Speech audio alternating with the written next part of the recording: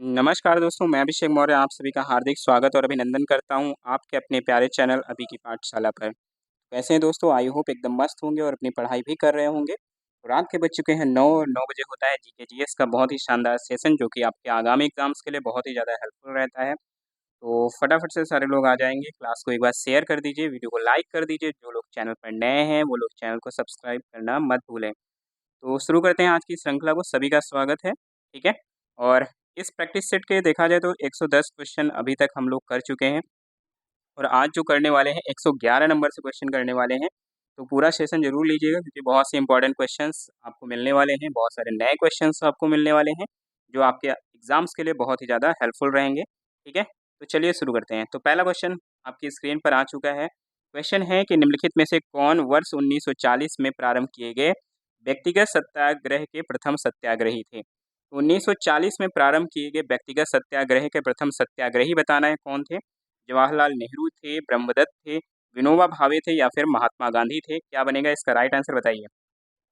Question number 111 का answer आप सभी को करना है। इसका सही जवाब क्या हो जाएगा? तो बात करते हैं व्यक्तिगत सत्याग्रह की। तो व्यक्तिगत सत्याग्रह जो है वो राष्ट्रपति महात्मा गांधी द्वारा सन 1940 में प्रारंभ किया गया था। ठीक है, कब प्रारंभ किया गया? 1940 में। किसके द्वारा प्रारंभ किया गया? तो महात्मा गांधी के द्वारा इसे प्रारंभ किया गया था। और इसमें सत्याग्रह की सबसे बड़ी बात ये थी कि इसमें महात्मा गांधी द्वारा चुना हुआ एक सत्याग्रही पूर्व निर्धारित स्थान पर क्या करता था? भाषण देकर अपनी गिरफ्तारी देता था और अपने भाषण से पूर्व हुआ सत्याग्रही अपने जो सत्याग्रह की सूचना है वो जिला मजिस्ट्रेट को भी देता था। ठीक है, तो 11 अक्टूबर को जब ये सत्याग्रह आपका शुरू हुआ था, 11 अक्टूबर 1940 को, तो गांधी जी द्वारा ये जो सत्याग्रह शुरू हुआ था इसके जो प्रथम सत्याग्रही के रूप में चुना गया था वो चुना गया था विनोबा भावे जी को। ठीक है, किसको चुना गया था? तो प्रथम सत्याग्रही के रूप में चुना गया था विनोबा भावे जी को। और विनोबा भावे जी ने ब्रिटिश सरकार द्वारा 21 अक्टूबर को जो है गिरफ्तारी अपनी दी थी। और बात कर लेंगे जवाहरलाल नेहरू जी की, तो जवाहरलाल नेहरू जी दूसरे सत्याग्रही के रूप में जाने जाते हैं, ठीक है? जवाहरलाल नेहरू जी दूसरे सत्याग्रही के रूप में जाने जाते हैं। इसके अलावा ब्रह्मदत्त की बात कर लेंगे तो ब्रह्मदत्त जो है तीसरे, अगर देखा जाए तो तीसरे सत्याग्रही के रूप में चुने गए थे, ठीक है? तो इन तीनों को याद रखिए, पहला आपका विनोबा भावे हो गया, दूसरा जवाहरलाल नेहरू जी और तीसरा हो गया आपका ब्रह्मदत्त। इसके अलावा कभी-कभी पूछता है कि पहली महिला सत्याग्रही कौन थी? तो पहली महिला सत्याग्रही जब पूछेगा तो सुभद्रा कुमारी चौहान जी थी पहली महिला सत्याग्रही, ठीक है? कौन था? सुभद्रा कुमारी चौहान जी ये पहली महिला सत्याग्रही के रूप में चुनी गई थी और इन्होंने नागपुर में अपनी गिरफ्तारी दी थी, ठीक है? कहाँ पर दी थी? नागपुर में अपनी गिरफ्तारी दी थी। तो ऑप्शन नंबर सी क्या हो जाएगा? इस क्वेश्चन का राइट आंसर बनेगा। अगले क्वेश्चन की तरफ चलेंगे। अगला क्वेश्चन क्या है आइए देखते हैं। क्वेश्चन नंबर 112 है और आपको बताना है निम्नलिखित युगों में से कौन सा सही सुमेलित है? कौन-सा सही सुमेलित है वो आपको बताना है। राइट आंसर क्या बनेगा बताइए। तो यहाँ पर कुछ समाचार पत्र दे रखे हैं और आपको बताना है इनमें से कौन-सा सही सुमेलित है। तो अल हिलाल कह रहा है मौलाना मोहम्मद अली का है, कॉमरेड मौलाना अबुल कलाम आज़ाद का, गदर सोहन सिंह भाकना और स्वराज बाल गंगाधर तिलक जी का है। क्या बनेगा इसका राइट आंसर? कौन-सा सही है वो आपको बताना है, ठीक है? कौन-सा सही है वो आपको बताना है। इसका राइट आंसर क्या बनेगा बताइए। तो अल हिलाल, तो अल हिलाल क्या कह रहा है? अल हिलाल आपका मौलाना मोहम्मद अली कह रहा है, तो मौलाना मोहम्मद अली का यहाँ पर अगर देखा जाए तो अल हिलाल नहीं होता है। तो पहला तो हमारा क्या हो जाएगा? पहला हमारा गलत हो जाएगा, ठीक है? क्योंकि मोहम्मद अली ने अगर देखा जाए तो कॉमरेड जो है आपका जो अखबार है वो निकाला था, ठीक है? कॉमरेड अखबार। और अल हिलाल की जब आएगी तो उसके लिए अबुल कलाम आज़ाद आएँगे। तो इसको अगर देखा जाए तो यहाँ पर हो जाएगा और कॉमरेड के कौन हो जाते हैं? मौलाना मोहम्मद अली, यानी कि पहला भी गलत है और दूसरा भी गलत है। गदर की बात कर ले तो गदर जो है भारत की आज़ादी के लिए संघर्षरत क्रांतिकारियों में से अगर देखा जाए जो एक गिने जाते हैं सोहन सिंह भाकना, उनकी अगर बात कर लें तो उनका ये हो जाता है समाचार पत्र। तो तीसरा अगर देखा जाए, यानी कि ऑप्शन नंबर सी की बात कर लें, ऑप्शन नंबर सी हमारा यहाँ पर क्या दे रखा है? एकदम सही दे रखा है। बाकी सभी क्या हैं? बाकी सभी यहाँ पर गलत दे रखे हैं, ठीक है? चलेंगे अगले क्वेश्चन पे। अगला क्वेश्चन क्या है आइए देखते हैं। क्वेश्चन नंबर आपका नेक्स्ट क्या दे रखा है? क्वेश्चन नंबर 113 आपके सामने है। चंपारण सत्याग्रह में निम्नलिखित में से कौन गांधी जी के सहयोगी थे? तो चंपारण जो सत्याग्रह हुआ था उसमें गांधी जी के सहयोगी के तौर पर कौन थे वो आपको बताना है। नरिहर पारेख थे, महादेव देसाई थे, राजेंद्र प्रसाद थे या फिर जेबी कृपलानी थे? क्या बनेगा इसका राइट आंसर बताइए। क्वेश्चन नंबर 113 और 113 का आंसर आप सभी को करना है, ठीक है? तो बात कर ले गांधी जी की, तो गांधी जी दक्षिण अफ्रीका में काफ़ी संघर्ष की जो सफलताएं हैं उनसे जो देखा जाए काफ़ी लोकप्रिय हो चुके थे गांधी जी। ना केवल शिक्षित वर्ग बल्कि जो भारतीय जन सामान्य में जो लोग थे, वो भी अगर देखा जाए तो गांधी जी के विषय में काफ़ी परिचित हो चुके थे। ठीक है? और रॉलेट सत्याग्रह आरंभ करने से पहले गांधी जी ने 3 सत्याग्रहों में हिस्सा लिया था। तो पहला आपका जो था वो चंपारण सत्याग्रह ही होता है। इसके अलावा जो है अगर देखा जाए चंपारण सत्याग्रह हो गया, अहमदाबाद हो गया, खेड़ा सत्याग्रह हो गया, इन सभी में अगर देखा जाए तो हिस्सा लिया था। ठीक है? जिसमें से बात कर लें चंपारण की, तो चंपारण तथा जो खेड़ा का संघर्ष था वो किसानों से संबंधित था, और जो अहमदाबाद वाला जो आपका सत्याग्रह था वो मजदूरों की मांग को लेकर था। ठीक है? तो यहाँ अगर बात कर लें इनकी जो सहयोगी के तौर पर जो चंपारण सत्याग्रह में थे, तो ये आपके नरहरि पारेख हो जाते हैं। इसके अलावा महादेव देसाई भी इसमें शामिल थे सहयोगी के तौर पर। इसके अलावा राजेंद्र प्रसाद जी और जीबी कृपलानी भी इसमें शामिल थे, यानी कि उपर्युक्त अगर देखा जाए तो चारों लोग इसमें शामिल थे। ठीक है? तो राइट आंसर हमारा क्या बनेगा? राइट आंसर हमारा ऑप्शन नंबर डी बन जाएगा। क्या बनेगा? ऑप्शन नंबर डी बन जाएगा। इसके अलावा मजहर उल हक भी इसमें शामिल होते हैं, और ब्रजकिशोर जी भी इसमें शामिल होते हैं। ठीक है? चले अगले क्वेश्चन पे चलते हैं। अगला क्वेश्चन क्या है, आइए देखते हैं। क्वेश्चन नंबर 114, और इसका सही जवाब आप सभी को करना है। क्वेश्चन नंबर 114, क्वेश्चन है कि निम्नलिखित में से कौन सा डोमिनियन स्टेट्स यानी कि अधिराज पद का सही विवरण प्रस्तुत करता है। यानी कि डोमिनियन स्टेट्स क्या होता है वो आपको बताना है। ठीक है? पहला दे रखा है औपनिवेशिक शक्ति द्वारा किसी देश को पूर्ण स्वतंत्रता प्रदान करना, या फिर केंद्र में नाम मात्र के प्रधान के रूप में वायसराय तथा प्रांतों का पूर्ण स्वायत्ता देना। इसके अलावा औपनिवेशिक शक्ति को जनता द्वारा चुनी गई सरकार के माध्यम से क्या करना, शासन करने का अधिकार। उसके अलावा परतंत्र देश को औपनिवेशिक शक्ति के प्रति प्रतिष्ठा निष्ठावान बने रहने की शर्तों पर क्या करना, स्वशासन प्रदान किया जाना। तो इनमें से आपको बताना है कौन डोमिनियन स्टेट्स को क्या करता है, पूरी तरीके से सही विवरण प्रस्तुत करता है। तो इसके अगर राइट आंसर की बात कर लें, तो परतंत्र देश को औपनिवेशिक शक्ति के प्रति निष्ठावान बने रहने की शर्तों पर स्वशासन प्रदान किया जाना, यही क्या होता है, डोमिनियन स्टेट्स होता है। क्या होता है, परतंत्र देश को यानी कि जो स्वतंत्र देश नहीं है, औपनिवेशिक शक्ति के प्रति निष्ठावान बने रहने की शर्तों पर क्या करना, स्वशासन करना। ठीक है?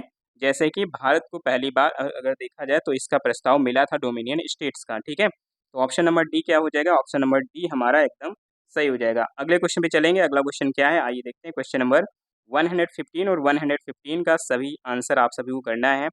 बताइए इसका राइट आंसर क्या हो जाएगा। क्वेश्चन क्या है, निम्नलिखित में से किसने वर्ष 1917 में होम रूल लीग के सदस्यों की गिरफ्तारी के विरोध में अपनी नाइट की उपाधि त्याग दी थी। ठीक है? तो नाइट और जो है नाइटहुड में आप लोग कंफ्यूज मत होइएगा। तो निम्नलिखित में से किसने 1917 में होम रूल लीग के सदस्यों की गिरफ्तारी के विरोध में अपनी जो है यहाँ पर अगर देखा जाए तो नाइट की उपाधि त्यागी थी। तो अक्सर इसमें क्या होता है, वैसे तो खैर इसमें ऑप्शन नहीं दिया गया है, लेकिन जब कभी रविन्द्रनाथ टैगोर जी का नाम होता है तो नाइटहुड में अक्सर लोग कंफ्यूज हो जाते हैं, रविन्द्रनाथ टैगोर लगा के आते हैं। ठीक है? लेकिन यहाँ पर जो क्वेश्चन है वो कब का पूछ रहा है, इसका जो है ध्यान उन्हें नहीं रहता है। तो यहाँ पर होम रूल जो लीग है उसका पूछा गया है। तो इसमें अगर देखा जाए तो इनमें अगर जो नाइट की उपाधि त्यागी थी वो एस सुब्रमण्यम अय्यर जी ने त्यागी थी। किसने त्यागी थी? तो एस सुब्रमण्यम अय्यर जी ने इसमें त्यागी थी। तो राइट आंसर हमारा क्या बनेगा, राइट आंसर हमारा ऑप्शन नंबर ए बन जाएगा। ठीक है? क्या बन जाएगा, ये इसका सही जवाब बन जाएगा। अगले क्वेश्चन पे चलेंगे। क्वेश्चन नंबर आपका 116, और इसका सही जवाब करना है आप सभी को। इसका राइट आंसर क्या हो जाएगा। क्वेश्चन है कि थियोसॉफिकल सोसाइटी के मान्यताओं के संदर्भ में निम्नलिखित में कौन सा सही है। ठीक है? तो थियोसॉफिकल सोसाइटी के बारे में आपको बताना है, इसका राइट आंसर क्या हो जाएगा। पहला कथन है कि आत्मिक हर्षोन्माद एवं अंतर्ज्ञान से ईश्वरीय ज्ञान की प्राप्ति। दूसरा है पुनर्जन्म तथा कर्म में विश्वास। तीसरा है सांख्य तथा उपनिषद दर्शन प्रेरणा के स्रोत। तो थियोसॉफिकल जो सोसाइटी थी वो किन मामलों में अगर देखा जाए तो मान्यताएं थी उसकी। तो बात कर लें थियोसॉफिकल सोसाइटी की, तो भारतीय संस्कृति और जो विचारों से अत्यधिक प्रभावित होने वाले कुछ जो पश्चिमी विद्वान द्वारा थे, उनके द्वारा ये आरंभ की गई थी। और इसके आरंभ की बात कर लें तो 1875 में जो है 1875 में मैडम एचपी ब्लावस्की जो थी, एक महिला थी जिन्होंने इस सोसाइटी की अगर देखा जाए तो नींव रखी थी। कहाँ पर?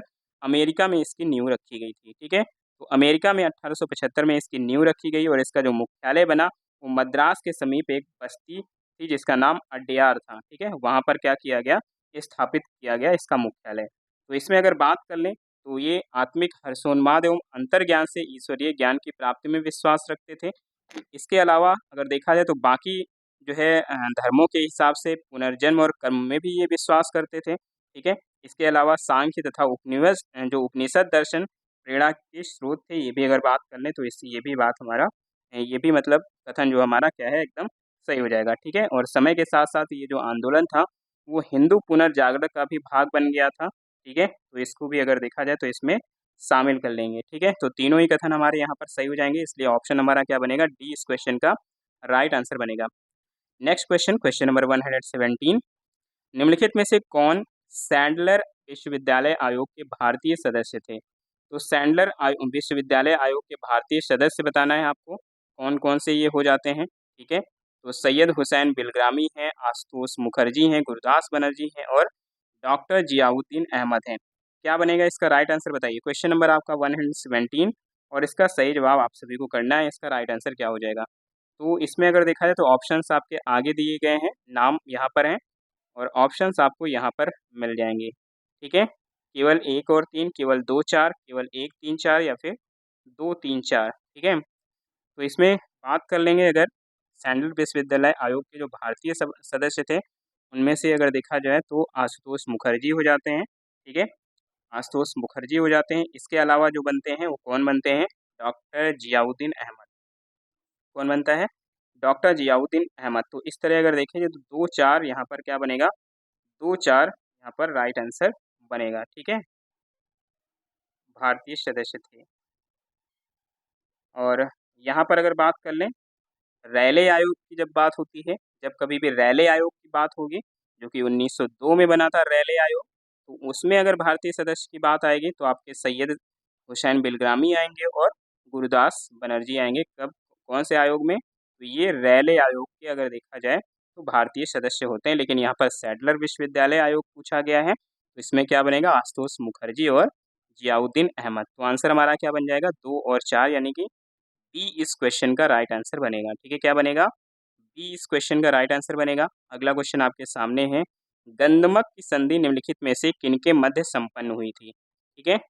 गंधमक की संधि जो है आपको बताना है निम्नलिखित में से किनके मध्य संपन्न हुई थी? राइट आंसर क्या बनेगा बताइए? क्वेश्चन नंबर आपका 118 तो अंग्रेज एवं नेपाल के बीच में, अंग्रेज एवं बर्मा के बीच में, अंग्रेज एवं तिब्बत के बीच में या फिर अंग्रेज एवं अफ़गानिस्तान के बीच में?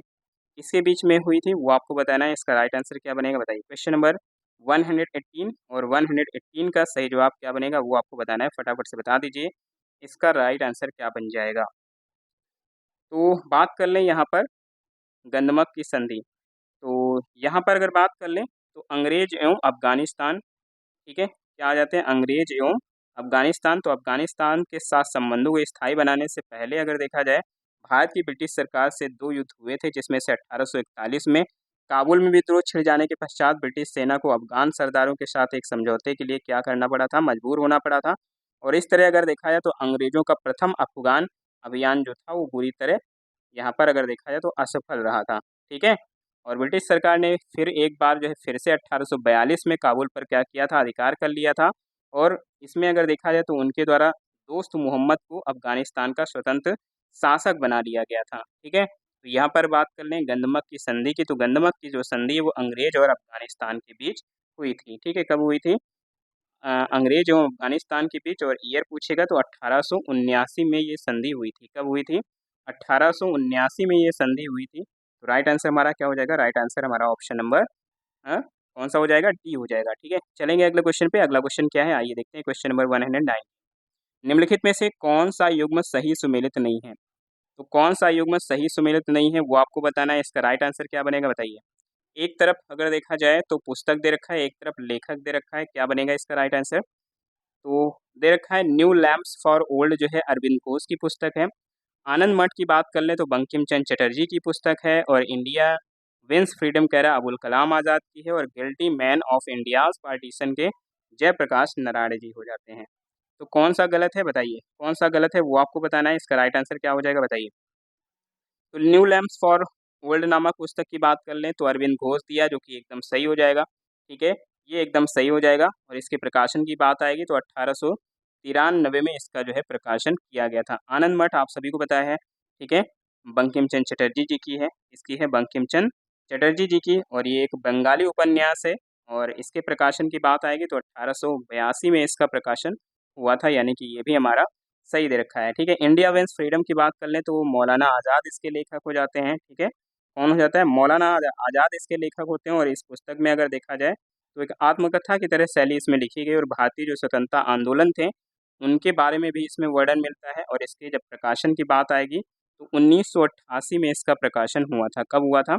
1988 में इसका प्रकाशन हुआ था, यानी कि यहाँ पर अगर तीनों देखा जाए तो तीनों सही है। तो मतलब बचा कौन सा? बचा हमारा चौथा, guilty man of India's partition, कह रहा है जयप्रकाश नारायण। तो ये जयप्रकाश नारायण जी की पुस्तक नहीं होती, बल्कि ये जो पुस्तक होती है वो किसकी होती है? राम मनोहर लोहिया जी की होती है। किसकी होती है? गिल्टी मैन ऑफ जो इंडियाज पार्टीशन है वो राम मनोहर लोहिया जी की पुस्तक होती है, यानी आरएमएल। क्या हो जाएगा? ऑप्शन नंबर डी हमारा ये गलत हो जाएगा। अगले क्वेश्चन की तरफ बढ़ेंगे। अगला क्वेश्चन क्या है, आइए देखते हैं। क्वेश्चन नंबर आपका 120। क्वेश्चन है कि कांग्रेस के निम्नलिखित में से किस अधिवेशन में प्रस्ताव पारित कर पूर्ण स्वराज को कांग्रेस का उद्देश्य घोषित किया गया? बताइए। पूर्ण स्वराज को जो है कांग्रेस का उद्देश्य जो है कौन से अधिवेशन में प्रस्ताव करके घोषित किया गया था, ये आपको बताना है।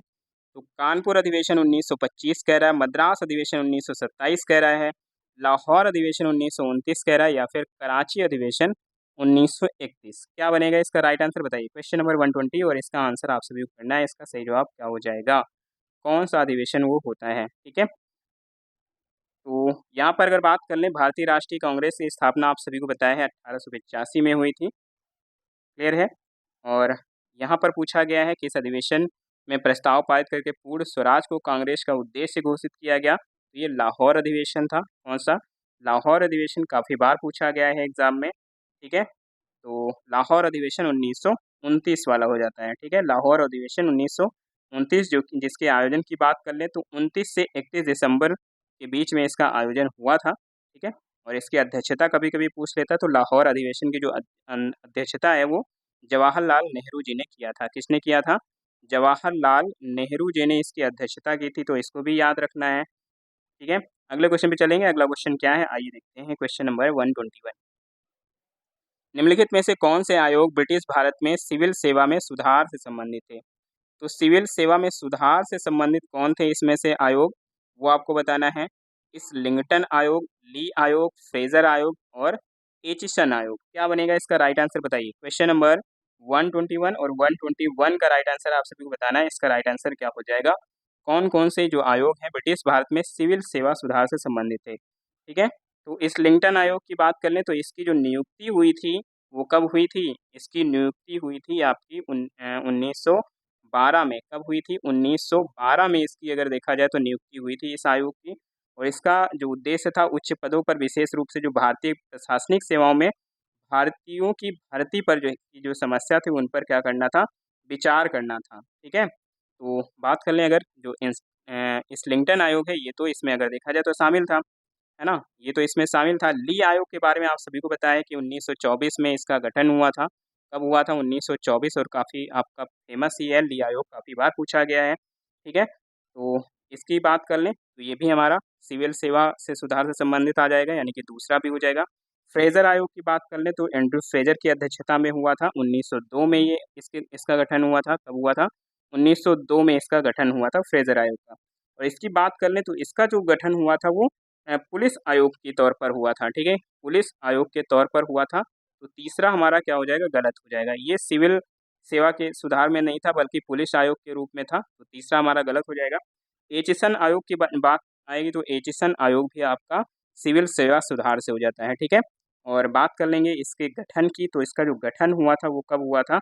तो 1800 कब की बात है? 1886 की बात है, तब इसका गठन हुआ था। ठीक है, डफरिन के समय, 1886 डफरिन के समय। ठीक है, तो राइट आंसर हमारा क्या बनेगा? राइट आंसर हमारा 124 हो जाएगा। क्या बनेगा? 124 इसका सही जवाब बनेगा। अगले क्वेश्चन पे बढ़ेंगे। क्वेश्चन नंबर आपका 122, और इसका सही जवाब क्या बनेगा? 1857 के विद्रोह से संबंधित मंगल पांडे ब्रिटिश सेना की किस रेजिमेंट में नियुक्त थे? तो 1857 का जो विद्रोह हुआ था, तो मंगल पांडे ब्रिटिश सेना की कौन सी जो है रेजिमेंट में नियुक्त थी, वो आपको बताना है। 19वीं नेटिव इन्फेंट्री में, 34वीं नेटिव इन्फेंट्री में, 7वीं अवध रेजिमेंट या 12वीं अवध रेजिमेंट में? क्या बनेगा इसका राइट आंसर बताइए।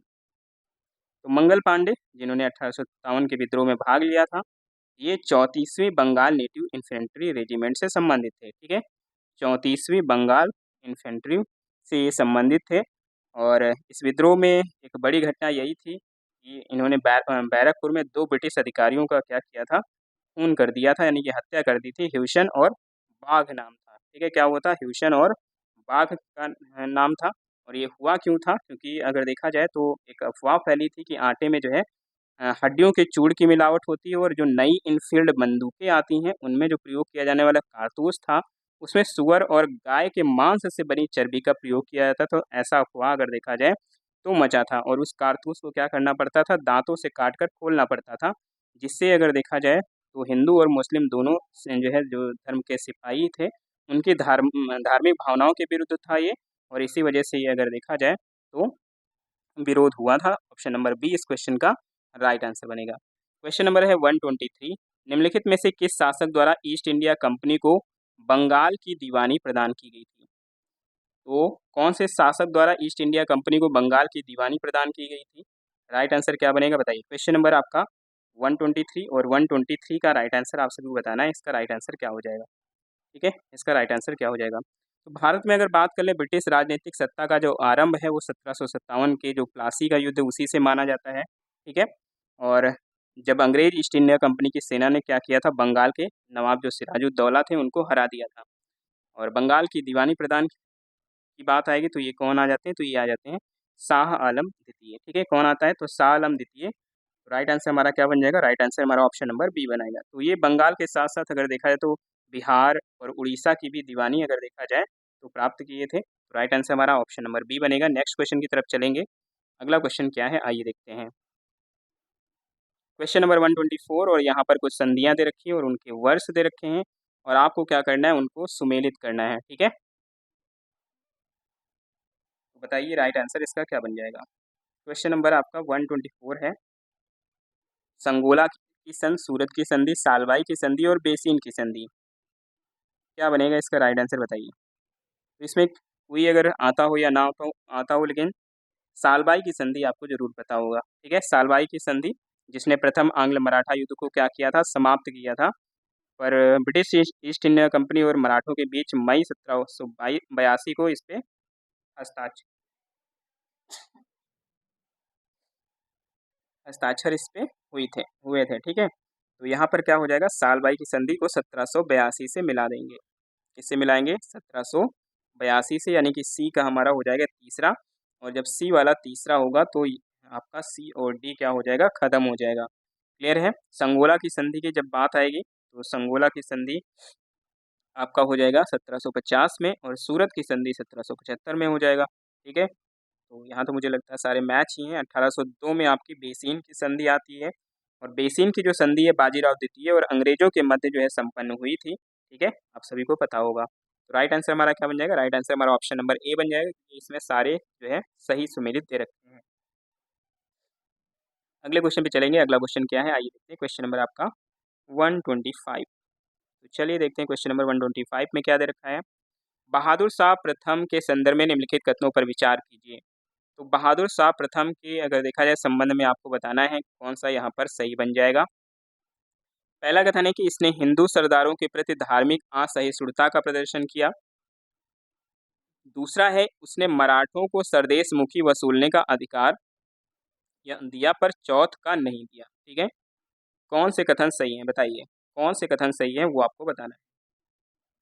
तो 18वीं शताब्दी के पूर्वार्ध के दौरान जो मुगल साम्राज्य है उसका पतन और विघटन हो गया, और उनका जो साम्राज्य है दिल्ली के इर्द गिर्द तक केवल सीमित रह गया था। ठीक है, और औरंगजेब की मौत होने पर उसके तीनों बेटों के बीच गद्दी के लिए संघर्ष हुआ, और इस संघर्ष में 65 वर्षीय जो बहादुर शाह थे वो क्या हुए थे? पहले जो वो विजयी हुए थे।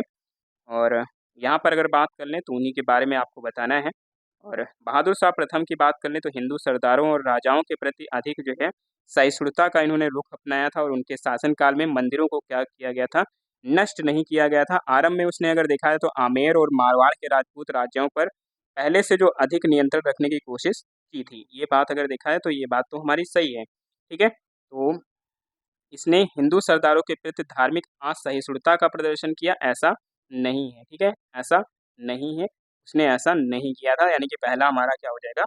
गलत हो जाएगा। मराठा सरदारों के प्रति उसकी जो नीति है ऊपरी तौर पर अगर देखा जाए तो मेल-मिलाप की थी और उसने उन्हें दक्कन के अगर देखा जाए तो सरदेशमुखी वसूलने का अधिकार भी दिया था, लेकिन चौथ का अधिकार नहीं दिया था। इसीलिए वे पूरी तरीके से संतुष्ट नहीं हुए थे और बहादुर शाह ने साहू को मराठाओं का विधिवत राजा भी नहीं माना था, ये भी अगर एक देखा जाए, तो ये भी एक रीज़न बनता है। तो यहाँ पर दूसरा कथन हमारा सही हो जाएगा कि उन्होंने जो है सरदेशमुखी वसूलने का तो अधिकार दिया था, पर चौथ का अधिकार नहीं दिया था, यानी कि राइट आंसर की बात कर लेंगे सिर्फ़ और सिर्फ़ दूसरा कथन हमारा यहाँ पर सही बनता है। अगले क्वेश्चन की तरफ बढ़ेंगे, अगला क्वेश्चन क्या है आइए देखते हैं। क्वेश्चन नंबर आपका 126 निम्नलिखित में से कौन-सी मुर्शीद कुली खां के काल में बंगाल के प्रशासन की विशेषताएँ हैं? तो कौन-सी मुर्शीद कुली खां के काल में बंगाल की जो प्रशासन है उसकी विशेषताएँ बनती हैं, वो आपको बताना है। तो खालसा भूमि का विस्तार, इजारा व्यवस्था को लागू करना, कर वसूली में रियायत और अनुभवहीन ठेकेदारों की नियुक्ति। क्या बनेगा इसका राइट आंसर बताइए? क्वेश्चन नंबर 126 और 126 का राइट आंसर आप सभी को बताना है। तो केंद्रीय सत्ता की बढ़ती हुई कमजोरी का फायदा उठाकर असाधारण योग्यता वाले दो व्यक्तियों यानी कि मुर्शीद कुली खां और अलीवर्दी खां ने क्या किया, बंगाल को वस्तुतः स्वतंत्र बना दिया था और मुर्शीद कुली खां को 1717 में जाकर बंगाल का सूबेदार बनाया गया, मगर वह उसका वास्तविक शासक अगर देखा जाए तो 1700 से ही था। उसे अगर देखा जाए तो दीवान बनाया गया था और उसने अपने को तुरंत केंद्रीय नियंत्रण से मुक्त कर लिया, यद्यपि वह बादशाह को नियमित रूप से नजराने का काफ़ी जो है रकम रकम अगर देखा जाए तो भेजता रहता था। और यहाँ पर अगर बात कर लें तो जो है खालसा भूमि का विस्तार आता है, तो खालसा भूमि का विस्तार बिल्कुल इसके प्रशासन की विशेषताएँ बनती हैं। मुर्शीद कुली खां के इस टाइम पे क्या किया था, खालसा भूमि का क्या किया गया था, विस्तार किया गया था, ठीक है? यानी कि पहला हमारा क्या हो जाएगा, पहला हमारा यहाँ पर सही हो जाएगा। इसके अलावा इजारा व्यवस्था को इन्होंने लागू किया था, ठीक है? इजारा व्यवस्था यानी कि ठेके पर भू राजस्व वसूल करने की व्यवस्था, वो होती है इजारा व्यवस्था। तो इसको भी इन्होंने लागू किया था। कर वसूली में रियायत, तो कर वसूली में जब रियायत की बात आई थी, तो कर वसूली में रियायत नहीं की थी, बल्कि बड़ी ही निर्दयता दिखाई थी इसमें बड़ी, ठीक है? तो रियायत की तो बात ही नहीं होती, बल्कि इसके उलट अगर देखा जाए तो काफ़ी निर्दयता बरती गई थी इसमें। और अनुभवहीन यहाँ पर अगर देखा जाए तो अनुभवहीन ठेकेदारों की बात आएगी तो इनकी नियुक्ति हुई थी, तो बिल्कुल ये अगर देखा जाए तो पुराने ज़मींदारों को बाहर निकाल दिया था इन्होंने और उनके स्थान पर नए और अनुभव जो हीन ठेकेदार था उनकी नियुक्ति कर लिया था। और यहाँ पर आंसर की बात जब आएगी तो 1 टू 4 इसका सही जवाब बन जाएगा, ठीक है? क्या बन जाएगा? 1 टू 4 इसका सही जवाब बन जाएगा। और इसमें अगर बात कर लें तो मुर्शीद कुली खां का एक जो है कार्य आता है कि इसके बाद जो नवाबों ने क्या किया था, हिंदू और मुसलमानों को रोजगार के समान अवसर प्रदान करने शुरू किए गए कर दिए थे। ये अगर देखा जाए तो इसके मामले आते हैं। 1 टू 4 इसका सही जवाब बनेगा। चलते हैं अगले क्वेश्चन की तरफ। अगला क्वेश्चन क्या है आइए देखते हैं। क्वेश्चन नंबर 127 और यहाँ पर आपको कुछ अधिनियम मिलेंगे और उनसे रिलेटेड गवर्नर जनरल मिलेंगे। तो कौन सा अधिनियम कौन से गवर्नर जनरल के कार्यकाल में आया है वो आपको बताना है। सही जवाब क्या बनेगा? क्वेश्चन नंबर 127 1784 का अधिनियम यानी कि जो पिट्स इंडिया एक्ट था 1784 वाला, 1813 का जो चार्टर एक्ट था, 1833 का जो चार्टर एक्ट था, इसके अलावा 1853 वाला जो चार्टर एक्ट था, इन सब का बताना है किस किस के काल में था। तो चलिए देखते हैं राइट आंसर इसका क्या बनेगा, आइए देखते हैं। तो सबसे पहले 1784 का जो पिट्स इंडिया एक्ट था, ये किसके समय लाया गया था? तो वॉरेन हेस्टिंग्स के समय लाया गया था। इसके समय वॉरेन हेस्टिंग्स का यानी कि पहले को मिला लेंगे तीसरे से और पहले को तीसरे से मिलाते ही आपके ए और बी वाले काम खत्म हो जाते हैं, ठीक है? 1813 का जो अधिनियम आया था चार्टर अधिनियम यानी कि जो मिंटो प्रथम थे, बंगाल का गवर्नर जनरल अगर देखा जाए तो उस समय थे, तो ये कौन आ जाते हैं? मिंटो प्रथम आ जाते हैं, यानी कि बी को मिला लेंगे चौथे से, ठीक है? बी को चौथे से मिला लेंगे। 1833 का जो अधिनियम था आपका वो जो है बेंटिक के शासनकाल में पारित हुआ था, तो इसको बेंटिक से मिला लेंगे। चलिए मिला लेते हैं बेंटिक से। और 1853 का अधिनियम डलहौजी के समय लगाया गया था और इसमें देखा जाए तो कंपनी को भारतीय प्रदेशों का मुहिम सामग्री और उसके अलावा उत्तराधिकारियों की ओर से जब तक संसद चाहे उस समय के लिए अपने अधीन रखने की अनुमति प्रदान कर दी गई थी। तो ये डलहौजी के समय आया था। तो आंसर हमारा क्या बनेगा? 3-4-1-2 क्या बन जाएगा? 3-4-1-2 यानी कि ऑप्शन नंबर सी इस क्वेश्चन का राइट आंसर बनेगा। अगला क्वेश्चन, क्वेश्चन नंबर 128, और आइए देखते हैं क्वेश्चन नंबर 128 में क्या दे रखा है। क्वेश्चन है कि निम्नलिखित में से कौन सी विशेषताएं 1861 के अधिनियम से संबंधित हैं। तो 1861 के अधिनियम से संबंधित आपको बतानी है विशेषताएं कौन सी दे रखी हैं। तो पहला है मंत्रिमंडलीय प्रणाली का प्रारंभ, वायसराय को अध्यादेश जारी करने का अधिकार प्राप्त, द्वैध शासन प्रणाली की समाप्ति और भारतीय सदस्यों का को बजट पर चर्चा करने का अधिकार प्राप्त। कौन सा सही है वो आपको बताना है, ठीक है। कौन सी विशेषताएं 1861 के अधिनियम से संबंधित हैं। तो 1861 का जो भारत परिषद अधिनियम भारतीय संवैधानिक और राजनीतिक इतिहास में एक महत्वपूर्ण अधिनियम था, और इस अधिनियम की विशेषताओं में जो कानून बनाने की प्रक्रिया में भारतीय प्रतिनिधियों को शामिल करने की शुरुआत यहीं से हुई थी, ठीक है। और इसमें अगर बात कर ले तो जो मंत्रिमंडलीय प्रणाली इसका आरंभ हुआ था। इसके अलावा वायसराय को अध्यादेश जारी करने का अधिकार प्राप्त हुआ था। ये दो चीज़ें अगर देखा जाए तो इसमें शामिल हुई थी। द्वैध शासन प्रणाली की समाप्ति की बात आएगी तो ये इसमें नहीं आता, और ना ही भारतीय सदस्यों को बजट पर चर्चा करने का अधिकार प्राप्त, ये भी अगर देखा जाए तो ये नहीं, क्योंकि ये बजट पर जो चर्चा का अधिकार है वो 1892 वाले में आता है, ठीक है। किस में आता है? 1892 वाले में अगर देखा जाए तो आता है, ठीक है। तो ये भी गलत हो जाएगा। और द्वैध शासन की बात कर लें तो ये 1784 वाला हो जाता है, ठीक है। 1784 का जो अधिनियम था वो द्वैध शासन प्रणाली को समाप्त करता है। तो आंसर हमारा 1 और 2 केवल सही है, पहला और दूसरा, और 3 और 4 जो हैं वो हमारे गलत हो जाते हैं। अगले क्वेश्चन में बढ़ेंगे, क्वेश्चन नंबर आपका 129, और क्वेश्चन है कि टीपू सुल्तान की भूमि कर व्यवस्था के संदर्भ में निम्नलिखित में से कौन सा सही है। तो टीपू सुल्तान की जो भूमि कर व्यवस्था थी उसके संबंध में आपको बताना है कौन सा सही नहीं है, ठीक है। तो पहला दे रखा है यहाँ पर, जागीरदारी प्रणाली को समाप्त करके कृषकों से सीधा संपर्क स्थापित किया गया, ठीक है। दूसरा है कर मुक्ति भूमि इनाम पर पुनः अधिकार किया गया। तीसरा है पोलीगारों के पैतृक अधिकार को बरकरार रखा, और चौथा है कृषकों को सहयोग के लिए ऋण प्रदान किया गया। क्या बनेगा इसका राइट आंसर बताइए। क्वेश्चन नंबर 129, और इसका सही जवाब बताना है। तो इसमें अगर बात कर ले तो जागीरदारी जो प्रणाली है उसको समाप्त करके कृषकों से क्या किया गया, सीधा संपर्क किया गया था। ये कथन अगर देखा जाए तो एकदम सही दे रखा है, ठीक है।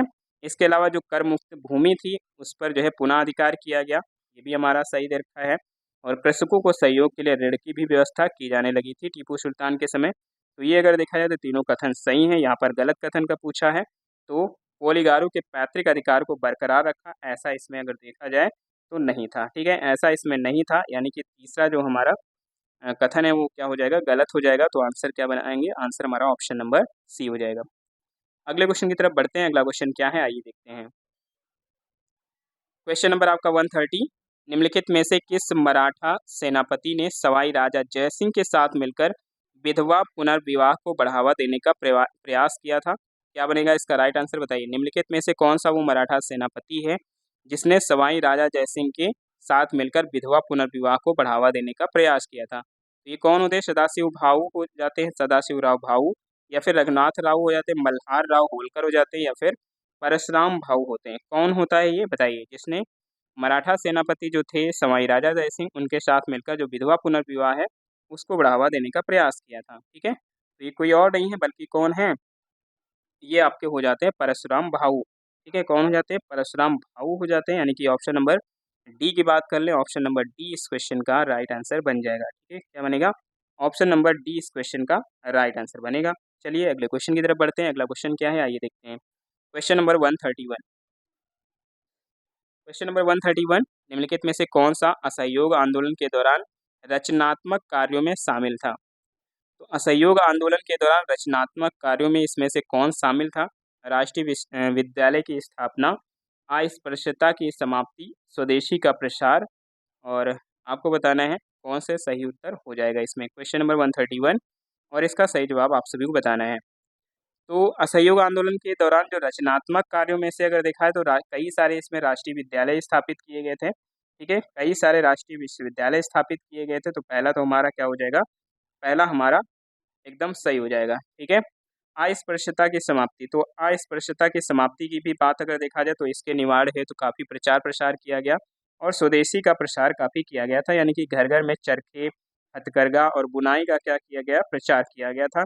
इसके अलावा हिंदू मुस्लिम एकता को सुदृढ़ किया गया, ठीक है।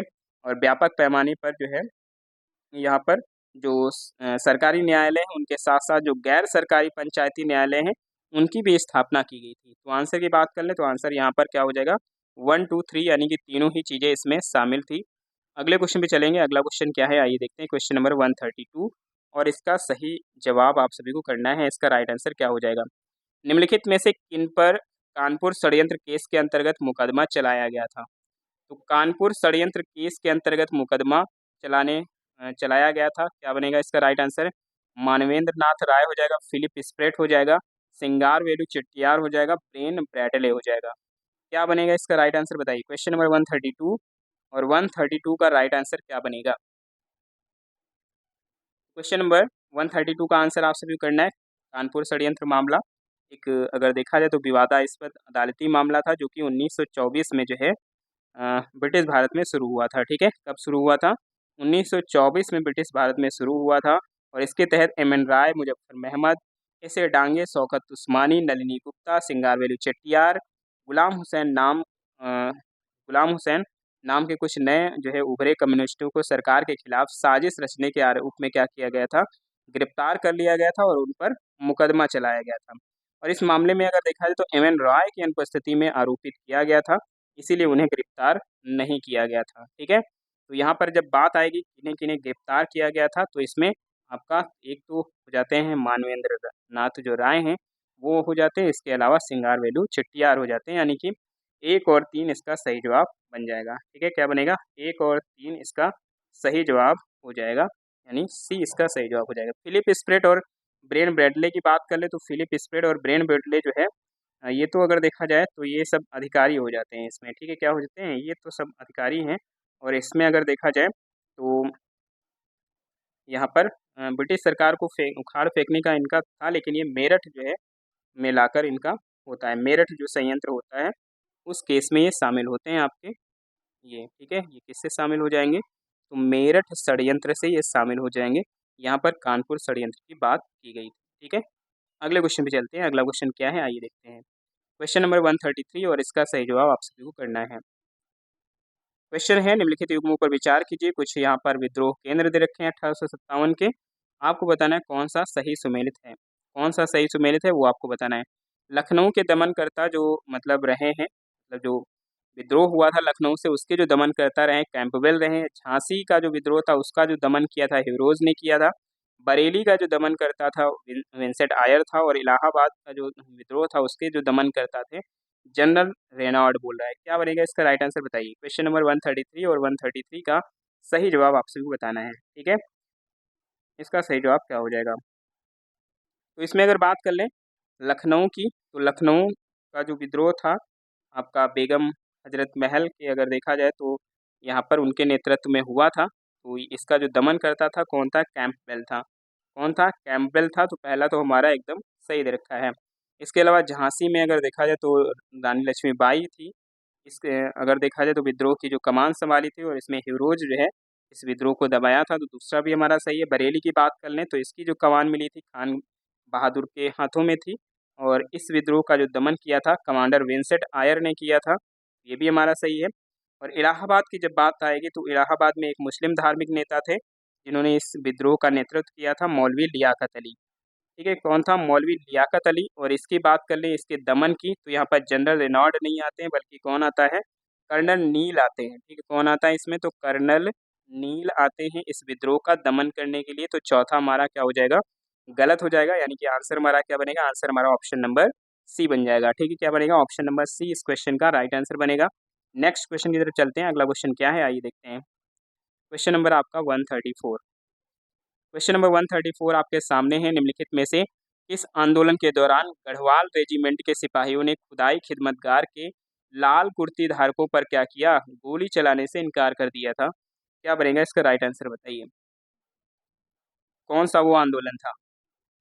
कौन सा आंदोलन था? तो बिल्कुल ये कौन सा हो जाएगा? ये हो जाएगा सविनय अवज्ञा आंदोलन, जिसकी जो शुरुआत है 12 मार्च 1930 को हुई थी, ठीक है? 12 मार्च 1930 को इसकी शुरुआत हुई थी। आपके अगर देखा जाए तो गांधी जी के प्रसिद्ध दांडी मार्च जो था उसी के साथ में। क्लियर है? और राइट आंसर हमारा क्या बन जाएगा? राइट आंसर हमारा ऑप्शन नंबर सी बन जाएगा। अगले क्वेश्चन पे चलेंगे। क्वेश्चन नंबर आपका 135 और इसका राइट आंसर आप सभी को करना है। क्वेश्चन है, निम्नलिखित में से कौन से ब्रिटिश भारत में कृषि के वाणिज्यीकरण के परिणाम थे? तो कृषि के वाणिज्यीकरण के परिणाम आपको बताना है कौन कौन से थे ब्रिटिश भारत में। ठीक है, कब की बात है? तो ब्रिटिश भारत की बात है। बताइए क्या बनेगा इसका राइट आंसर। पहला कह रहा है राष्ट्रीय अर्थव्यवस्था का विकास हुआ, राजनीतिक चेतना का विकास हुआ, इससे उच्च स्तरीय सामाजिक आर्थिक संरचनाओं का विकास हुआ, कृषि क्षेत्र में विशिष्टता एवं तकनीकी का विकास हुआ। क्या बनेगा इसका राइट आंसर बताइए। क्वेश्चन नंबर 135 और इसका राइट आंसर करना है। तो वाणिज्यीकरण से क्या हुआ? राष्ट्रीय अर्थव्यवस्था का भी विकास हुआ, बिल्कुल सही दे रखा है। और राजनीतिक चेतना का भी अगर देखा तो विकास हुआ, क्योंकि इस औद्योगिक क्रांति हुई थी। ठीक है, तो इसमें राजनीतिक चेतना भी अगर देखा जाए तो कई सारे जो नेतृत्व हैं वो भी अगर देखा जाए तो इसमें शुरू हुए थे इसके लिए। और उच्च स्तरीय सामाजिक आर्थिक संरचनाओं का विकास हुआ और कृषि क्षेत्र में विशिष्टता और तकनीकी का भी अगर देखा जाए तो विकास हुआ था। ठीक है, तो आंसर हमारा क्या बन जाएगा? 1 2 3 4, यानी कि ऑप्शन नंबर डी इस क्वेश्चन का राइट आंसर बनेगा। नेक्स्ट क्वेश्चन, क्वेश्चन नंबर आपका 136, इसका आंसर आप सभी को करना है। निम्नलिखित में से कौन सा भारत में स्थापित प्रथम मजदूर संगठन था? तो भारत में स्थापित आपको प्रथम मजदूर संगठन बताना है। इसका राइट आंसर क्या हो जाएगा बताइए। क्वेश्चन नंबर 136 है, तो क्या हो जाएगा? कामगार हितवर्धक सभा हो जाएगी ये, बॉम्बे मिल हैंड्स एसोसिएशन हो जाएगा, इंडियन ट्रेड यूनियन फेडरेशन हो जाएगा, या फिर अखिल भारतीय ट्रेड यूनियन कांग्रेस हो जाएगा। क्या बनेगा इसका राइट आंसर बताइए। क्वेश्चन नंबर 136 और 136 का राइट आंसर आप सभी को करना है। इसका सही जवाब क्या हो जाएगा? इसका सही जवाब क्या बनेगा? ठीक है, तो यहाँ अगर हम बात कर लें तो 1870 में अगर बात कर लें तो भारत में श्रमिकों की दशा में सुधार लाने का प्रथम प्रयास हुआ था बंगाल में। और एक ब्रह्म समाजी शशिपद बनर्जी थे जिन्होंने श्रमिक क्लब की स्थापना की थी। और इन्होंने भारत श्रमजीवी नामक मासिक पत्रिका भी शुरू की थी, जिसका उद्देश्य मजदूरों को क्या करना था? शिक्षित करना था। ठीक है, इसके अलावा 1880 में अगर बात कर लें तो बम्बई में नारायण मेघाजी लोखंडे द्वारा एक एंग्लो मराठी साप्ताहिक पत्रिका निकाली गई थी, दीनबंधु उसका नाम था। ठीक है, और 1890 ईस्वी में अगर देखा है तो बम्बई मिल हैंड्स एसोसिएशन की स्थापना हुई थी, जिसे भारत में जो है गठित किया गया पहला श्रमिक संघ माना जाता है। किसको माना जाता है? बॉम्बे मिल हैंड्स एसोसिएशन की। ठीक है, बॉम्बे मिल हैंड्स एसोसिएशन जिसके गठन की बात आएगी तो इसकी जो गठन यानी कि स्थापना 1890 में हुआ था। ठीक है, तो राइट आंसर हमारा क्या हो जाएगा? राइट आंसर हमारा ऑप्शन नंबर बी हो जाएगा। तो इसको याद रखिए ईयर के साथ में। अगले क्वेश्चन पे चलेंगे। अगला क्वेश्चन क्या है आइए देखते हैं। क्वेश्चन नंबर आपका 137 है। निम्नलिखित में से कौन भारत में प्राच्यवादी शिक्षा के समर्थक थे? तो भारत में प्राच्यवादी शिक्षा के समर्थक आपको बताना है कौन कौन से थे। चार्ल्स विल्किंस हो जाते हैं, एच एच विल्सन हो जाते हैं, जेम्स मिल हो जाते हैं, चार्ल्स ग्रांट हो जाते हैं। क्या बनेगा इसका राइट आंसर बताइए। क्वेश्चन नंबर 137 और इसका आंसर आप सभी को करना है। ठीक है, तो बात कर ले प्राच्यवादी शिक्षा के समर्थक में कौन कौन आता है। तो पहले ये आते हैं चार्ल्स विल्किंस आ जाते हैं। कौन आता है? चार्ल्स विल्किंस आ जाते हैं। इसके अलावा अगर बात कर लें तो एच एच विल्सन का नाम आ जाता है इसमें। ठीक है, तो एच एच विल्सन आ जाएंगे। तो इन दो लोगों की बात कर लें तो ये दो लोग थे वो प्राच्यवादी शिक्षा के समर्थक थे, यानी कि ऑप्शन नंबर ए हमारा यहाँ पर राइट आंसर बन जाएगा। ठीक है, क्या बनेगा? ए हमारा यहाँ पर राइट आंसर बन जाएगा। इसके अलावा बात कर लें यहाँ पर जैसे जेम्स मिल दे रखा है और चार्ल्स ग्रांट दे रखा है, तो इनकी अगर बात कर लें इसके अलावा और भी कई सारे लोग थे जैसे मैकाले थे। ठीक है, कौन थे? मैकाले भी इसमें शामिल थे। तो जेम्स मिल हो जाएंगे और चार्ल्स ग्रांट हो जाएंगे। इसके अलावा मैकाले हो जाएंगे। ये सभी अंग्रेजी के समर्थक थे, यानी कि जो आपका पाश्चात्यवादी शिक्षा थी उसके समर्थक थे। ठीक है, ये दोनों किसके थे? पाश्चात्यवादी के थे। और ऊपर ये जो दोनों दिए गए हैं ये प्राच्यवादी के थे। तो ऑप्शन नंबर ए क्या बनेगा इस क्वेश्चन का राइट आंसर बनेगा। अगला क्वेश्चन, क्वेश्चन नंबर 138, निम्नलिखित में से कौन सा ब्रिटिश सरकार के अंतर्गत गठित बटलर समिति का उद्देश्य था? तो बटलर समिति का उद्देश्य आपको बताना है दिए गए ऑप्शंस में से क्या था। समाचार पत्रों पर लगाए गए प्रतिबंधों की समीक्षा करना था, रुपए को विधिमान मुद्रा घोषित करना था, या फिर ब्रिटिश एवं देसी रियासतों के मध्य क्या करना था? संबंधों का निर्धारण था, या फिर भारतीय सेना का पुनर्गठन करना था। क्या बताइए राइट आंसर इसका क्या बनेगा? कौन था इसका उद्देश्य ब्रिटिश सरकार के अंतर्गत जो बटलर समिति का गठन किया गया था? ठीक है, हरकोर्ट बटलर की अध्यक्षता में अगर देखा जाए तो ये बनाई गई थी। और इसकी अगर बात कर लें ये कब बनी थी, तो इसकी जो इस समिति की नियुक्ति की बात आएगी तो इसकी जो नियुक्ति है वो 1927 में ही हो गई थी। ठीक है, कब हो गई थी? 1927 में इसकी नियुक्ति हो गई थी। लेकिन जब बात आएगी इस समिति ने रिपोर्ट कब दिया था, तो 1929 में इसने क्या किया था? अपनी रिपोर्ट सौंपी थी। ठीक है? और इसमें अगर बात कर लें तो उद्देश्य इस समिति का क्या था? तो ब्रिटिश एवं जो देशी रियासतें थी, उनके मध्य क्या करना? संबंधों का निर्धारण करना। क्या था? ब्रिटिश एवं जो देशी रियासतें थी, उनके मध्य संबंध यहाँ पर स्थापित करना। तो राइट आंसर हमारा क्या हो जाएगा? राइट आंसर हमारा ऑप्शन नंबर सी हो जाएगा। अगले क्वेश्चन की तरफ बढ़ेंगे। अगला क्वेश्चन क्या है? आइए देखते हैं। क्वेश्चन नंबर आपका 139।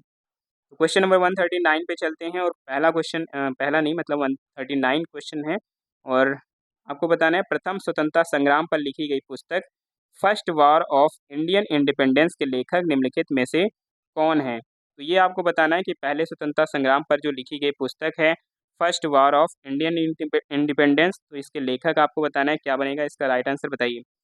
और क्लास को अभी तक अगर आपने लाइक नहीं किया है, सब्सक्राइब नहीं किया है चैनल को, तो फटाफट ये काम कर लीजिए। ठीक है? और वीडियो को ज़्यादा से ज़्यादा शेयर कर दीजिए। तो एस.एस. सेन हो जाते हैं इसके लेखक, वी.डी. सावरकर जी हो जाते हैं, अशोक मेहता होते हैं या फिर आर.सी. मजूमदार होते हैं। कौन होता है बताइए? कौन होता है? तो इसकी अगर बात कर लें तो ये कौन होता है? The Indian war of independence, तो इसके जो लेखक बनते हैं विनायक दामोदर सावरकर हैं। ठीक है? विनायक दामोदर सावरकर हैं और ये वी.डी. सावरकर शॉर्ट में कह सकते हैं। और इसकी अगर बात कर लें प्रकाशन की, तो कब इसका प्रकाशन हुआ था? तो 1909 में इसका प्रकाशन हुआ था। कब हुआ था इसका प्रकाशन? तो 1909 में इसका प्रकाशन हुआ था। ये भी याद रखिए, हो सकता है कभी ईयर भी पूछ ले। तो बी इस क्वेश्चन का राइट आंसर बनेगा। क्वेश्चन नंबर आपका 140 और इसका सही जवाब आप सभी को करना है। ठीक है? क्वेश्चन है कि कॉर्नवालिस द्वारा किए गए न्यायिक सुधारों के संदर्भ में निम्नलिखित में से कौन से सही हैं? कॉर्नवालिस के द्वारा जो सुधार किए गए थे, न्यायिक सुधार, उसमें से इनमें से दिए गए ऑप्शंस में से कौन-कौन से हैं वो आपको बताना है। कर एवं न्याय प्रशासन का पृथक्करण, कलेक्टर की न्यायिक तथा फौजदारी शक्तियों का समापन और दीवानी अदालतों का क्या करना? सोपानीकरण करना। क्या बनेगा इसका? राइट आंसर बताइए।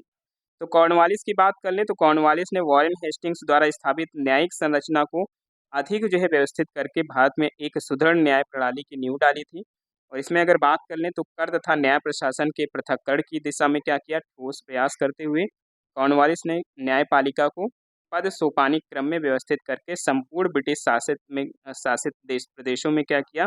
एक रूपता स्थापित की थी। यानी कि अगर देखा जाए तो कर एवं न्याय प्रशासन का क्या किया? पृथक्करण किया। कलेक्टर की न्यायिक और फौजदारी जो शक्तियाँ थी उनको समाप्त कर दिया कॉर्नवालिस ने और दीवानी अदालतों का क्या किया? सोपानीकरण कर दिया। यानी कि तीनों ही कथन यहाँ पर क्या हो जाएगा? एकदम सही हो जाएगा। ठीक है? तीनों ही कथन हमारा सही है। यानी कि 1, 2, 3 इसका सही जवाब बनेगा। क्या बनेगा? 1, 2, 3 इसका सही जवाब बनेगा। अगले क्वेश्चन की तरफ चलते हैं। अगला क्वेश्चन क्या है? आइए देखते हैं। क्वेश्चन नंबर 141 और इसका सही जवाब क्या बनेगा? वर्ष 2023 के लिए निम्नलिखित में से किस तिथि को अर्थ आवर सूट डे माना गया? तो किस तिथि को अर्थ आवर सूट डे माना गया है वो आपको बताना है। 28 जुलाई को, 30 जुलाई को, 2 अगस्त को या फिर 4 अगस्त को। क्या बनेगा इसका? राइट आंसर बताइए। क्वेश्चन नंबर 141 का आंसर आप सभी को करना है। इसका सही जवाब क्या बन जाएगा?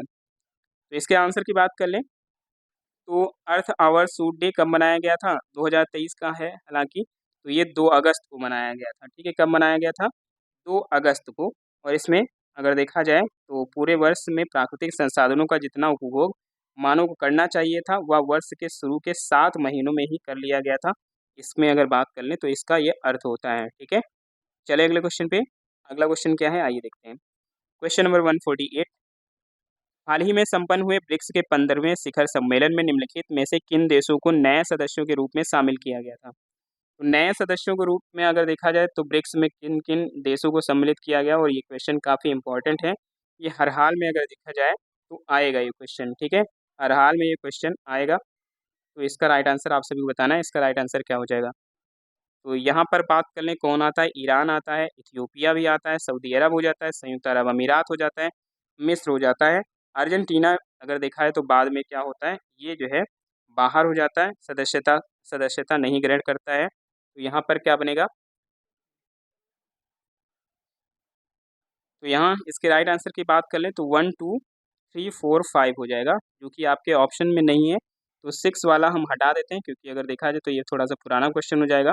अर्जेंटीना ने अगर देखा जाए तो नहीं ग्रेड किया था, तो आंसर हमारा इस तरह ऑप्शन नंबर डी हो जाएगा 1, 2, 3, 4, 5, ठीक है। अर्जेंटीना हट गया था तो इसको हटा देंगे। अगला क्वेश्चन नंबर आपका 143 और इसका सही जवाब आप सभी को बताना है। इसका राइट आंसर क्या हो जाएगा? हाल ही में भारत ने पुरुषों की 7वीं एशियाई हॉकी चैंपियनशिप का खिताब निम्नलिखित में से किस टीम को पराजित करके जीता है? क्या बनेगा इसका राइट आंसर बताइए। क्वेश्चन नंबर 143 और 143 का राइट आंसर आप सभी को बताना है। इसका राइट आंसर क्या हो जाएगा? हाल ही में भारत ने पुरुषों की 7वीं एशियाई हॉकी चैंपियनशिप का खिताब निम्नलिखित में से किस टीम को पराजित करके जीता है? तो पुरुषों की 7वीं जो एशियाई हॉकी चैंपियनशिप का खिताब है वो किस टीम को पराजित करके जीता है, ये आपको बताना है। इसका राइट आंसर क्या हो जाएगा? तो इसके राइट आंसर की बात कर ले तो मलेशिया को हराकर जीता था, ठीक है। मलेशिया को हराकर जीता था फाइनल में 4-3 से हराकर। तो आंसर हमारा क्या बनेगा? 20 का सही जवाब बन जाएगा, ठीक है। क्या बनेगा? 20 का सही जवाब बन जाएगा। अगला प्रश्न है मुख्यमंत्री सीखो कमाओ योजना। तो मुख्यमंत्री सीखो कमाओ योजना निम्नलिखित में से किस राज्य सरकार द्वारा प्रारंभ की गई है? यह आपको बताना है। उत्तर प्रदेश सरकार द्वारा प्रारंभ की गई, राजस्थान, मध्य प्रदेश या फिर हिमाचल प्रदेश, किसके द्वारा प्रारंभ की गई है? ये आपको बताना है। मुख्यमंत्री सीखो कमाओ योजना, इसकी शुरुआत की बात कर ले तो इसकी जो शुरुआत हुई थी अगस्त 2023 में ही हुई थी। कब हुई थी? अगस्त 2023 में ही अगर देखा जाए तो इसकी शुरुआत हुई थी।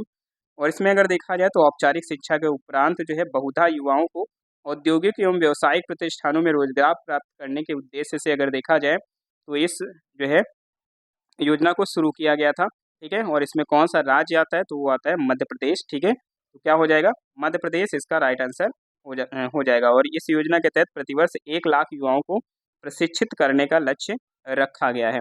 अगले क्वेश्चन पे चलेंगे। अगला क्वेश्चन क्या है आइए देखते हैं। क्वेश्चन नंबर आपका 144 और इसका सही जवाब आपसे बताना है। इसका राइट आंसर क्या हो जाएगा?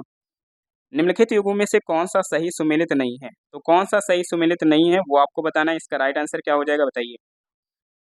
तो युद्ध अभ्यास और भागीदार देश, दस्तलिक कह रहा भारत तजाकिस्तान हो जाएगा, धर्म गार्जियन भारत जापान हो जाएगा, और समुद्र शक्ति भारत इंडोनेशिया हो जाएगा, और संप्रीति कह रहा है कि भारत बांग्लादेश। कौन सा गलत है वो आपको बताना है। इसका राइट आंसर क्या हो जाएगा बताइए। क्वेश्चन नंबर 145 का सही जवाब आप सभी को करना है। तो इसके राइट आंसर की बात कर ले कौन सा गलत है। तो धर्म गार्जियन आपका भारत जापान एकदम सही दे रखा है। समुद्र शक्ति भारत इंडोनेशिया के बीच में होता है। और संप्रीति की बात कर लें तो संप्रीति आपका भारत बांग्लादेश के बीच में होता है, ये भी हमारा एकदम सही दे रखा है। तो गलत कौन सा है? गलत है हमारा पहला वाला ही। डस्टलिक की बात कर लें तो डस्टलिक जो होता है भारत तजाकिस्तान दे रखा है। तो तजाकिस्तान से नहीं अगर देखा है तो उज्बेकिस्तान के साथ ये होता है। किसके साथ होता है? तो ये उज्बेकिस्तान के साथ होता है, यानी कि पहला वाला ही हमारा गलत दे रखा है। तो आंसर हमारा क्या बन जाएगा? आंसर हमारा ऑप्शन नंबर ए बन जाएगा। अगले क्वेश्चन पे चलते हैं। क्वेश्चन नंबर आपका 146 और इसका राइट आंसर आप सभी बताना है। तो वर्ष 2020-21 के लिए राजीव गांधी सद्भावना पुरस्कार निम्नलिखित में से किस संस्था को प्रदान किया गया है? ये आपको बताना है। राजीव गांधी सद्भावना पुरस्कार 2020-21 का किसके लिए प्रदान किया गया है? शांति निकेतन को, वनस्थली विद्यापीठ को, उस्मानिया विश्वविद्यालय को, या जामिया मिलिया इस्लामिया को? क्या बनेगा इसका राइट आंसर बताइए। क्वेश्चन नंबर 146 और इसका सही जवाब आप सभी बताना है। तो इसकी बात कर लें तो ये किसको मिला है? तो ये मिला है वनस्थली विद्यापीठ को, ठीक है। किसको मिला है? तो वनस्थली विद्यापीठ को मिला है।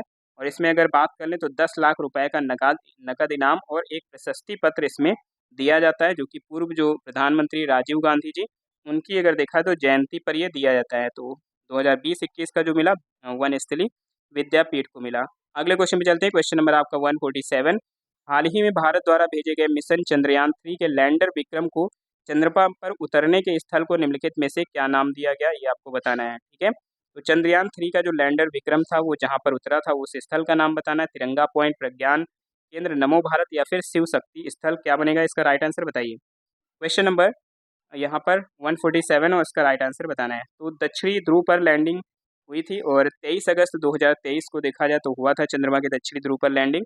और तभी से 23 अगस्त को भारतीय अंतरिक्ष दिवस भी मनाया जाता है। और ये स्थल की बात आएगी तो ये स्थल कौन सा था? ये था शिव शक्ति पॉइंट, यानी कि शिव शक्ति स्थल हो जाएगा इसका राइट आंसर। अगले क्वेश्चन पे चलेंगे। क्वेश्चन नंबर आपका 148 है।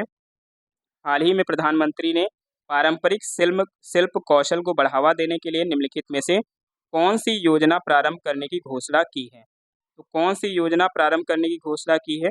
पीएम विश्वकर्मा योजना, पीएम स्वनिधि योजना, पीएम आत्मनिर्भर योजना, या फिर पीएम गरीब कल्याण योजना? क्या बनेगा इसका राइट आंसर बताइए। क्वेश्चन नंबर 148 और इसका सही जवाब आप सभी को बताना है।